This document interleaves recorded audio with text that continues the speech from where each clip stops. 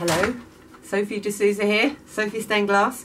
Got a bit of a conundrum for you today. So I have a colleague with me who's brought over her fail, and partly this video is because I'd love to know why you think this might have happened.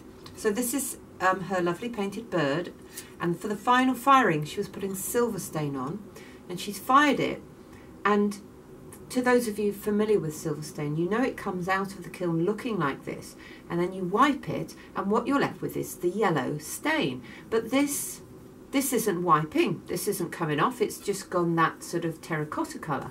We don't know why. She did another piece just to test it again, make sure she hadn't used the wrong paint, wrong stain, but the same thing has happened. Fired at what temperature? 580. 580. And this is on muffle. We don't know why it's happened. Does anybody know why it's happened? So as poor Zoe has done how many coats of paint on this? 7.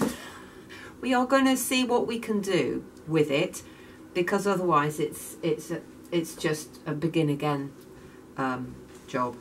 So we're going to sandblast this, the royal we. And try and take it back, and then Zoe's going to see if she can fire it to polish it and then paint it again.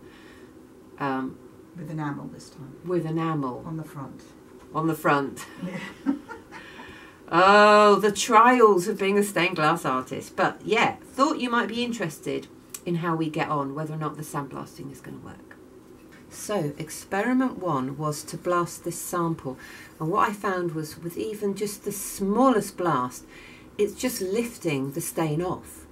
I don't even feel it's stained or sort of fused or attached itself at all to the surface of this glass. It's very odd. What Zoe's going to do, she's going to get me to remove the stain by blasting it, and then she's going to repaint it with the enamel, and I think I'm going to be able to do it without actually pitting the surface of the glass too much. The other thing you can do if you've got a blasted surface and you can't get the full polish that you want, is get some oil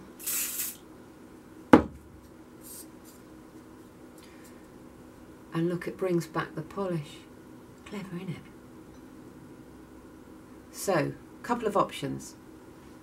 It's the big reveal, which is, I can't even see the bit I sandblasted, that's quite a result actually. So this is the area I have sandblasted, and I did only the lightest of touch with the sandblaster, as in sort of like that. If you know what I mean, if you're a sandblaster you'll know what I mean.